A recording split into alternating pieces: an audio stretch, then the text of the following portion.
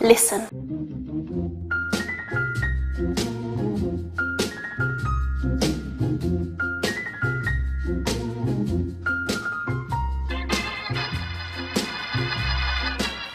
Now, with a soundtrack like that, in a military FPS, how could you not want to play this game? Let's take a look at Battlefield Bad Company, which I'm playing here on the 360. The single-player campaign has you playing Private Preston Marlowe in a squad of 4 US Army ne'er-do-wells known as Bad Company, who are treated as cannon fodder by their superiors in a fictional war against the Russian Federation.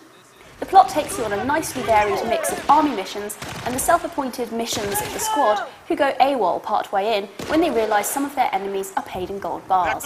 Bad Company offers a refreshing change in plot, tone and character for a military FPS. The guys in your squad are actually all pretty likeable, even the knucklehead explosives fan Haggard. They've also been well scripted with good humour, good voice acting and nicely done cutscenes, showing that a decent amount of care and thought has gone into putting this together.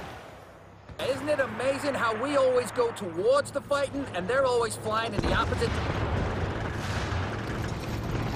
I hope those are our guns. It's a beautiful sound either way. Isn't that more? Typical. Drink your wine and sweets. It's about time we got some action. Look at the new guy. And the engine is pretty slick too. The game claims 90% destructible scenery, which seems reasonably accurate, and is not only cool, but also means it's a lot harder to rely on cover for long, making play more interesting. Sometimes things are a little silly, like not being able to open doors to houses but having to grenade them open, but overall it's a pretty coherent world. It looks good too, with lots of sharp and nicely detailed scenery about.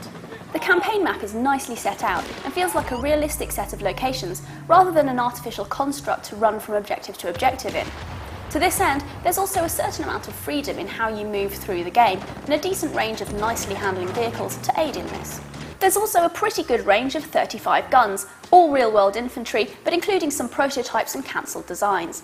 They feel nice, and there's a cool collection element to the weapons you can find in a level and information about each gun. You can only carry one gun at a time though, and you'll sometimes need to find a specific gun for the job. You can also use grenades, your knife, and an array of tools, including a rather neat health injector, which is unlimited, although with a brief recharge period, but will take a few seconds to use and leave you vulnerable while your hands are busy and so not on your gun. But should you die, it's not the end of the world.